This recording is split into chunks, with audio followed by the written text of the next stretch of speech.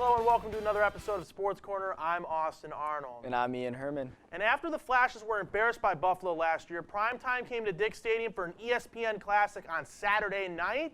Let's go ahead to the game right now as both of these teams were looking to get a win under their belt. Kent State were playing with a purpose this game. First play from scrimmage, Dustin Crum, 54 yards to Keyshawn Abrams, sets them up inside the Buffalo 20-yard line. And then Dustin Crum, he can get it done in the air, he can get it done on the ground. 10-yard touchdown run for the Flashes. That makes it 7-0, and the early lead for Kent State is off to a good sign. Dustin Crum, he would find his man Dante Cephas for a 39-yard touchdown to extend that lead to 14-0. But the Bulls had answers, and Kyle Van Treese, the Stowe native, he hands it off to Kevin Marks Jr. for the touchdown, and that will cut the lead to 21-7. And then Marquez Cooper, no one touched him on this carry, and he scores from 19 yards out to make it 28-7. But on this 4th and 2 play coming up here for the Bulls, Matt Myers, he would keep it and he would score, and Buffalo erased a 21-point deficit to come tie this game up at 31-31. And then Dylan McDuffie, this is the first lead Buffalo has took all night, and this would be a 10-yard run to make it 38-34. But the Flashes had an answer, and Dustin Crum found his man Dante Cephas for a 5-yard touchdown pass, makes it 41-38. And then the icing on top for this game, Dustin Crum, he'll find Dante Cephas again, surgically moving through that defense, 40-yard touchdown. That will do it. 48-38, Kent State wins. Here's Coach Lewis after the game. A year ago against those guys, we went inward. There's some things that we needed to adjust. There's some things that we changed in-house. We did.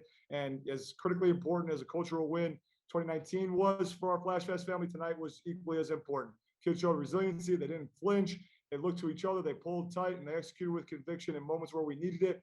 Came away with a big win, and very excited about the way our kids finished and the win. So, 2-0 in conference, control of our own destiny, and excited about the future and where we're headed as a program day in and day out. These kids are awesome and very, very, very humble to lead and be a part of our Kent State University. I mean, they're a good team. I mean, they're never going to come out and just roll over in the second Right. half. They're going to come back out and give us their best shot there. So you kind of just got to be able to take that and respond the right way and not roll over ourselves. So it was a little bit of a culture check. It's good to see a lot of guys respond to that. The defense stepped back up there in the fourth quarter, make some big stops for us and force some long field goals. So to see us kind of respond in that way was definitely a good sign. And a huge win for Kent State this was indeed. Ian, I had questions about this offense moving into the game after what we saw in the Bowling Green game. Those concerns are clearly gone. I saw this team move forward, and Dustin Crum, he passed for 407 yards. So what are some of the takeaways that you have from this game? That's exactly right. The offense early on in this first couple games, it looked like it was more rushing attack. That was surprising by how Dustin Crum came back. You thought it would be on him, but it's been on the rushing. He came out to play today. He lit it up on the scoreboard in that game. It looked great. It'll be good to see if he can continue this play going into the game against Western Michigan. And Western Michigan is going to be a big game. We'll talk about Marquez Cooper. He had 112 yards for 21 carries. He had a touchdown as well. And then Dante Cephas, he had a night. 13 receptions, 186 yards, and 3 touchdowns. And like Dustin Crum said, 407 yards passing, 72 on the ground. He had 5 touchdowns total against Buffalo. It's a very big win for the Golden Flashes, and let's see what Coach Lewis has to say now about this Western Michigan game coming up. Well, I would say our first time competing against them since we've been here. So first opportunity, to match up with them. Very talented roster, very talented coaching staff, really explosive offense. Went into Pitt earlier in the year and knocked them off and had a bunch of production. They got 5 returning starting offensive linemen. They're committed to running the ball. They got a quarterback that makes great decisions. Takes care of the football, does a really good job in the RPO world. Dangerous wideouts on the edge. I mean, they got 3 kids that are very, very explosive that we need to be cognizant of and slow down. So I know they're going to be eager to get back out, defend their home turf, and we got to be at our best to go play a really good football team that's well coached. Now, Western Michigan, they just lost their last game to Ball State over the weekend, 45-20. But, Ian, this is the first time that Sean Lewis will actually face Western Michigan, because the last time both of these teams played was in 2017, and Paul Haynes was the coach, and Western Michigan won 48-20. So, Ian, with Western Michigan having the first total defense in the entire MAC, the first total rush defense in the entire MAC, what does Kent State really need to do to get this going? This is going to be a hard offensive game for this team. Oh, for sure. Besides the Power 5 games, obviously this is going to be the best defense they have faced. And it's going to be tough in the MAC, but if this team could come out and play like they did against Buffalo, attack them early, get on that defense, especially passing would be huge, and Dustin Crum showed that he can do that this year. I think that will be the key to the game. And coming out in the second half as well, we've seen them struggle this year with that for sure. Yeah, and for Kent State, their pass and rush defenses have not been good. They're 10th in rush defense, they're 11th in the pass defense, and in total defense, they are dead last. But don't let those numbers fool you. They have played some very good teams this year, and were able to hold their own in all 3 of those Power 5 conference games at the beginning of the year. So let's go ahead to some of these picks now. I'll go straight to mine. Like last week, I think it's going to be kind of more of a shootout. I have 41-31 Kent State. And looking at my pick, I have Kent State winning 30-24. The Flashes have now won 2 games in a row, and after coming off a good win against a good Buffalo team, I have even more confidence in this team. Western Michigan looked like a heavy favorite before they lost last week, bad to Ball State. Western Michigan has a very good defense, as we mentioned, and that could cause issues for the Kent State. However, I think this team, this offense will be more than they can handle, and the Flashes will continue to roll through the MAC. And to field hockey, yesterday the Kent State field hockey team took on Indiana at home in a non-conference matchup. The Hoosiers scored early in the first quarter, and that 1-0 score would remain until the Flashes scored just over a minute left in the fourth to tie the game and send it into overtime. The Flashes would score in overtime to win 2-1 at home. Looking ahead, the Flashes will host the Red Hawks of the University of Miami, Ohio, this Friday the 15th at Murphy Mellis Field. Kent State women's soccer team kept things rolling on Sunday in their win over Western Michigan. The first half was scoreless, but both of these teams scored twice in the second half. It was sophomore Delaney Rinaldo to tie the game up at 1, and redshirt senior Cameron Sheldonheim with the goal later on. Kent State had a 2-1 lead before Western Michigan tied it back up. Sophomore Kaylee Cunningham gave the Flashes the win in overtime to improve their record to 8-4-1. The Flashes travel next to play on the University of Miami on Thursday night. And over the weekend, the Kent State women's volleyball team earned a much-needed Mid-America Conference victory over Eastern Michigan. They only needed 4 matches to defeat the Eagles 3-1. Senior Melissa Colabrasi was stellar on the court with a match high of 18 kills, and redshirt senior Alex Hafner totaled 52 assists. Kent State reached double figures for blocks for the 6th time this season, finishing with 10. The Wagon Wheel rivalry game will take place this Friday at 7 p.m. in Akron. Could the Cloverleaf Colts trample over the Woodridge Bulldogs? We'll be right back with that and more high school action from around Portage County.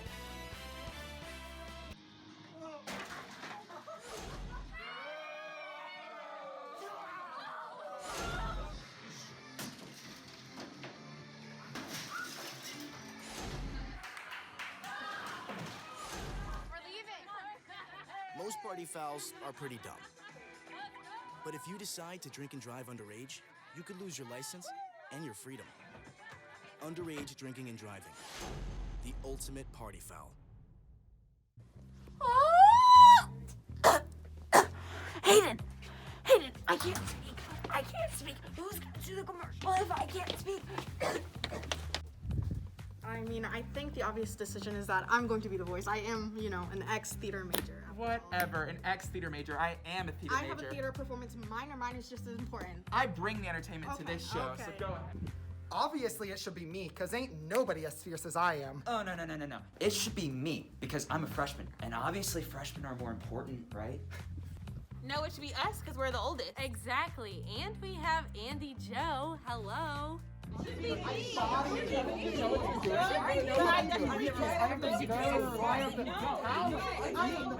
Everybody wait. The only voice that should end this commercial is the College Voice, Fridays at 2 p.m. Now say it with me. Watch the College Voice on Fridays at 2 p.m. Welcome back to Sports Corner. After a 45-minute weather delay, Kamari Mitchell and the Woodridge Bulldogs hosted the Cloverleaf Colts in a conference matchup. And to Woodridge we go, as this game had everything in store after the weather delay. Charlie Lambs, he'll find Kamari Mitchell for this Stantonian-esque catch to put them deep inside Cloverleaf territory. Woodridge would settle for a field goal to make it 3-0. And then Lambs would find his other receiver, Evan Dube. This one set up the Bulldogs for inside the Cloverleaf 10. And Woodridge was having a great game all night. And then Kamari, out of the Wildcat, he will go ahead and score and extend the lead to 10-0 Bulldogs. But the Colts had answers. This interception by Will Jerome for the Colts would set up a great opportunity for Cloverleaf. And Blake Benko, he drops a dime to Philip Hamilton, who takes this one very deep into Bulldog territory. And this would ultimately lead to Emilio Rivera scoring and making this game a 13-10 lead for Cloverleaf. But all good things must come to an end, and Lambs will find his man, the myth, the legend, Kamari Mitchell, deep for the score that would ice the game, and Woodridge wins 17-13. Good evening, Portage County. My name is Olivia Sharp, and I went out to Ravenna last Friday for some high school football. Let's get into the highlights. So we have the 4-3 Ravenna Ravens taking on the 1-5 Coventry Comets. Early in the first quarter, we have quarterback Ethan Cobbin throwing an absolute dime to number 7, Philip Barton. In the second quarter, Cobbin takes the direct snap and dashes up the middle to bring the score to 13-0. And to start the second half, Coventry quarterback Braden Clark tosses the ball to Daquan Dudley, who punches it in and get the Comets on the board. Now we've got Matthew Mitchell pushing through the pile for the TD, making the score 27-7. This has to be one of my most favorite plays of the game. Chris Wilcox makes a gorgeous catch from Clark, and watch this. Wilson stiff arms a defender, then pushes away two others, and then it becomes a foot race where Wilcox simply cannot be caught. Though Christian F. tries, Wilcox dashes in for a touchdown. Philip Barton receives the kickoff return, and channeling a young Lamar Jackson, he takes off running and goes 61 yards for the touchdown. Coventry cannot take him down. This brings the final score to 34-14, and Ravenna improves to 5-3. Okay, Olivia, why did Ravenna play so well this week? I really think it came down to Ethan Cobbing having a phenomenal week. I'm not sure if it was because he was crowned homecoming king before the game, but he was electric. He rushed for over half of Ravenna's total yards, tied his career long with a 60-yard pass, and racked up 12 points for the Ravens. He's had a great season, and I can't wait to see what else he does. Liv, you talked with us about Garfield being undefeated 2 weeks ago. What do you think about that now? Garfield is now 8-0. Yes, you heard that correctly. They have won all of their games and are first in the Mahoning Valley Conference. Not only are they winning, but look at these scores in the last 2 weeks. They've won 55-14 and 56-6. They've got 2 more games in their regular season, and if they keep playing like they have been, I think we're going to see them in a playoff game or two. With there only being 2 weeks left in the season, who is a player to watch? Easily Kamari Mitchell. Everyone here at Sports Corner loves him. He's a phenomenal player and consistently amazing to watch. This Friday against Cloverleaf, he scored both touchdowns for the Bulldogs and had over 100 receiving yards. He's a versatile player and tough as nails. If you get the chance to watch this kid play, go for it. I think we're watching the next DeAndre Hopkins. And I couldn't agree with you more. Let's head to this Alabama-Texas A&M game. First drive for Alabama, Bryce Young, he dumps it off to Roydell Williams, and that's a 20-yard touchdown for the Crimson Tide. They lead 7-0. But then Zach Calzada and the Aggies would answer. Calzada rolls right, finds Jalen Weidemeyer for the 27-yard touchdown, and that is a 10-7 lead for the Aggies. Special teams play alert.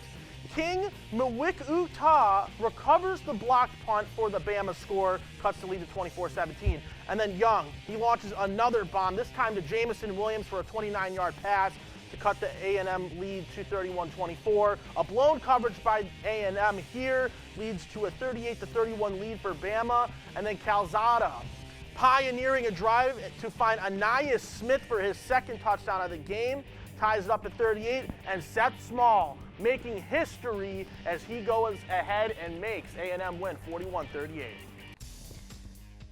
Now we will head to Iowa, where the third-ranked Hawkeyes were hosting the fourth-ranked Penn State Nittany Lions. We'll pick it up first quarter. Penn State up 7-3, and they will add to that after Sean Clifford runs this one in from 4 yards out to make it 14-3. Now second quarter, the Nittany Lions looking to run away, but Spencer Petras will find Charlie Jones, and he'll dive in for the touchdown. 17-10 Penn State. Now to the fourth quarter, Iowa on offense, and Petras will find Keegan Johnson for a short pass. Johnson will break the tackle, and he'll run for a huge gain inside the Penn State 10, and that would later set up an Iowa field goal. A couple minutes later, Petras with the play action, and he'll lob one to a wide open Nico Ringani, and no one will catch him. He will run into the end zone, and that will give a go-ahead touchdown, 23-20 Hawkeyes. Now Penn State with one last chance. Fourth and 10 deep in their own territory, and Taquan Roberson is picked off by Matt Hankins, and the Hawkeyes will hold on to win 23-20, and they will remain undefeated in a tough Big Ten conference. They host Purdue on Saturday at 3:30. And when we return, we will talk NFL football, including the Browns and Steelers. Stay with us to see how your favorite teams did. Even though there is so much against us, you will see me wearing a face covering. And even with my face covered, You will see me as a son, as a friend to everyone I meet, as a fighter for change, as a woman who stands up for what I believe in, so join me in wearing a face covering to help stop the spread of the coronavirus. because this is one small act of kindness that has the power to bring us all together.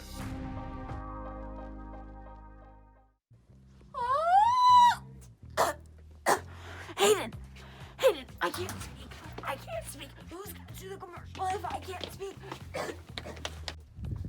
I mean, I think the obvious decision is that I'm going to be the voice. I am, an ex-theater major. Whatever, an ex-theater major. I am a theater major. I have a theater performance minor. Mine is just as important. I bring the entertainment to this show, so go ahead. Obviously, it should be me, because ain't nobody as fierce as I am. Oh, no. It should be me, because I'm a freshman. And obviously, freshmen are more important, right? No, it should be us because we're the oldest. Exactly. And we have Andy Joe. Hello.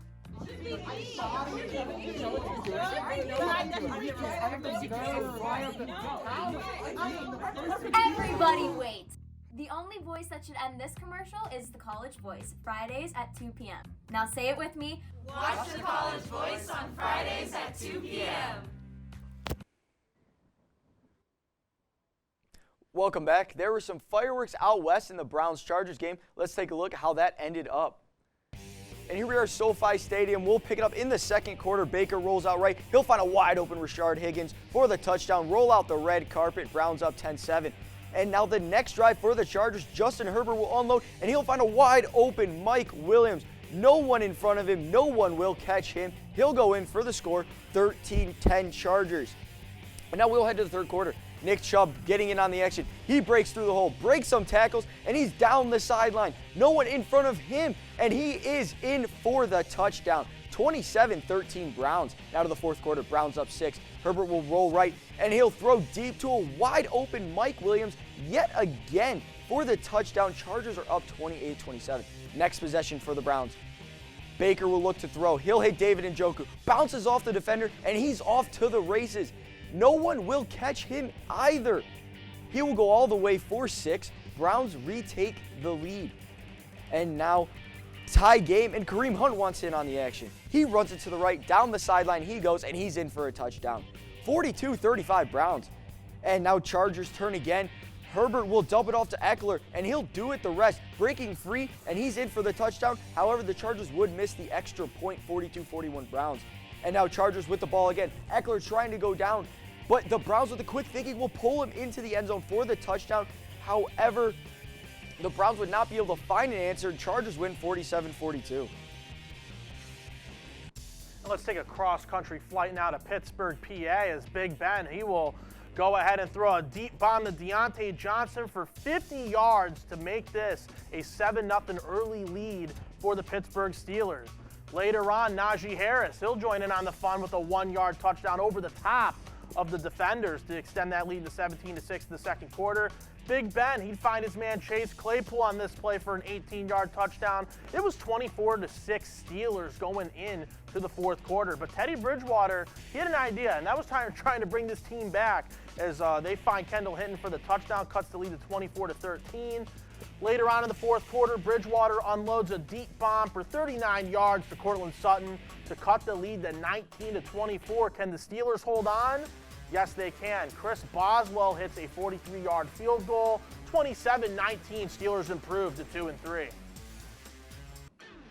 And now we will head just a couple hours away. Green Bay in Cincinnati taking on the Bengals. We'll pick it up in the first quarter. Joe Burrow will take the snap. He'll dump it off to Samaje Perine, who'll go into the end zone for 6-7-0 Bengals.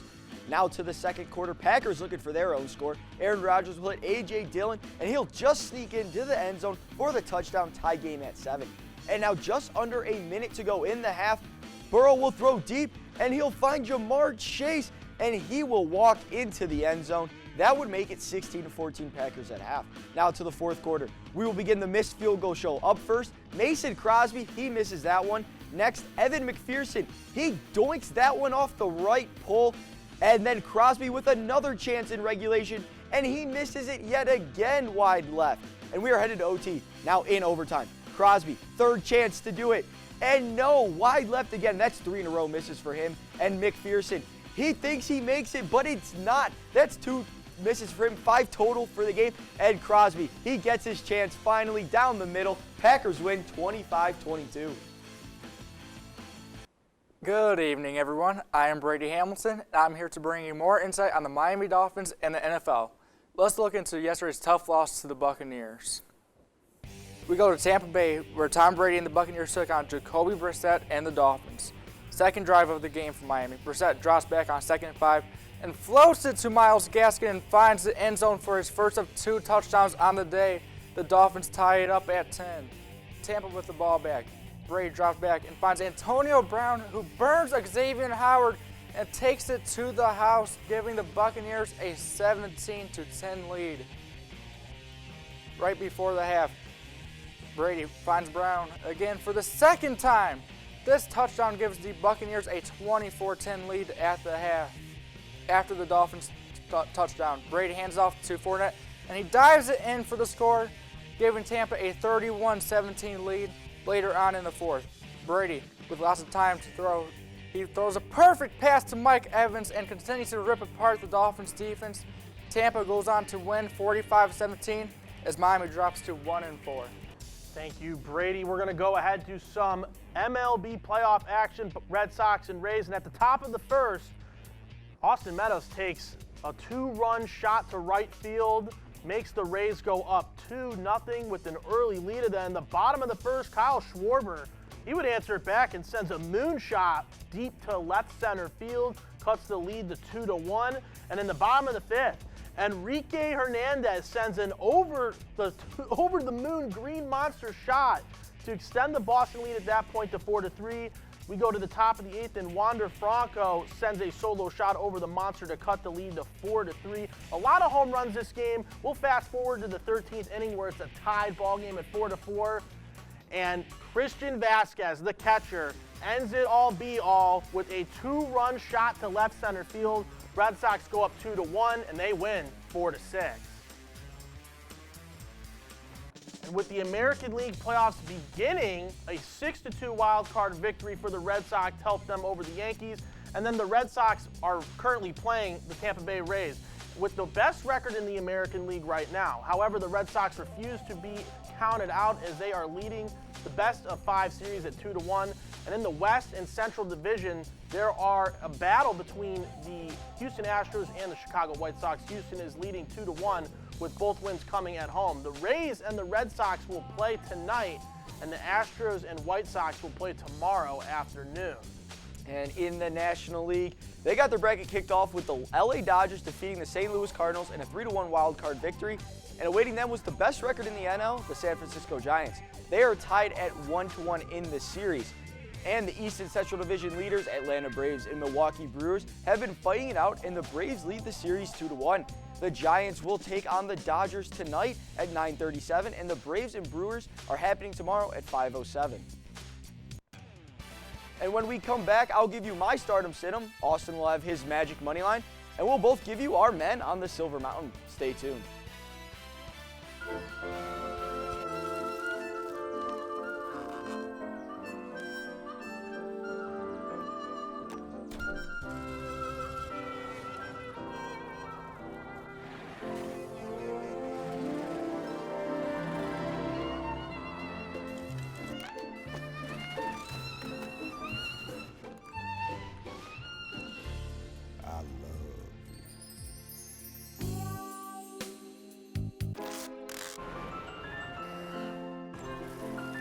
Can we get strawberries? Okay.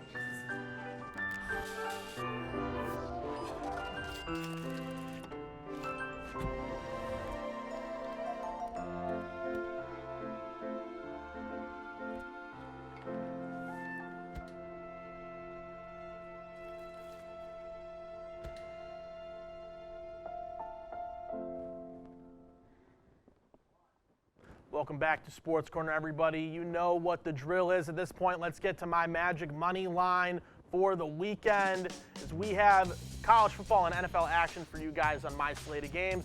We have Virginia Tech plus 170 over Pittsburgh. I think Virginia Tech comes out victorious in this one. Pittsburgh's kind of been a wishy-washy team all year, and I think this is a perfect chance for Virginia Tech to make their presence known. Let's go to the NFL for the London game for this week. The Jaguars, I have them beating the Dolphins this week, plus 150. That is going to be a great game. I think it's going to be closer than what a lot of people think. And then the Chargers are plus 150 over the Ravens right now. I'm taking the Chargers. They've looked really good all year long. I know this game against Cleveland was rough for them for the most portion of this game, but they had a very convincing win. I think they can do it over Baltimore. In Baltimore, I have the Chargers with a plus 150. You better make these bets, and you can have some free cash by the end of this weekend. And now my stardom situm. Cordero Patterson got the job done yet again this week as a starter, and Allen Robinson had yet another subpar day, of course. 2 for 2 this past week for the first time, and we're looking to continue the streak. I say start Leonard Fournette. He is the clear number 1 in Tampa Bay and is getting his touches in the run game and getting his looks in the pass game. And sit Tyler Boyd. He was involved very heavily in weeks 3 and 4 with T. Higgins being injured, but as we saw yesterday, Boyd was not targeted much by Joe Burrow, and I would not look to play him. And now time for my man on the Silver Mountain, and it is Texas A&M's kicker Seth Small. The Aggies hosted the undefeated Alabama Crimson Tide, who were favored by 18.5 points, and they did not back down. Texas A&M were able to stop the Crimson Tide and get the ball back with a chance to win the game, and they did just that. Small was perfect in every aspect of the game, 5 for 5 from extra points, and 2 for 2 from field goals. And that second field goal was the most important, as it won them the game, and they upset the Crimson Tide. Dante Cephas, it's as simple as that. The Kent State redshirt sophomore wide receiver put on a clinic Saturday night with 13 receptions, 186 receiving yards, and 3 touchdowns. In a primetime game that was centered around a chance at revenge against a Buffalo team who dismantled the Golden Flashes a year ago, players stepped up, and this was Cephas' biggest game of the season. And for a game that was considered a quote-unquote must-win, Cephas had a night, and he deserves man on the Silver Mountain because of that. That is all the time we have for this week. Thank you so much for watching and sticking with us for the entire way through. From everyone here at TV2 and Sports Corner, I am Austin Arnold. And I'm Ian Herman. You guys have a great night.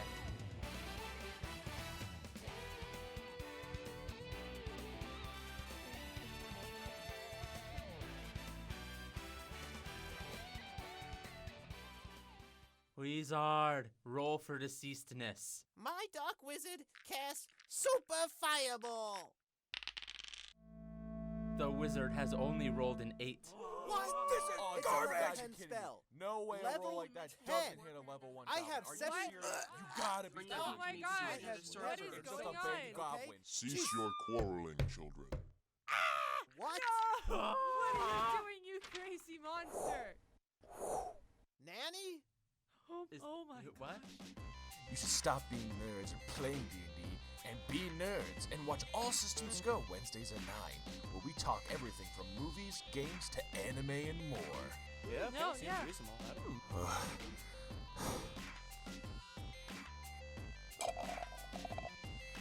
Go watch All Systems Go.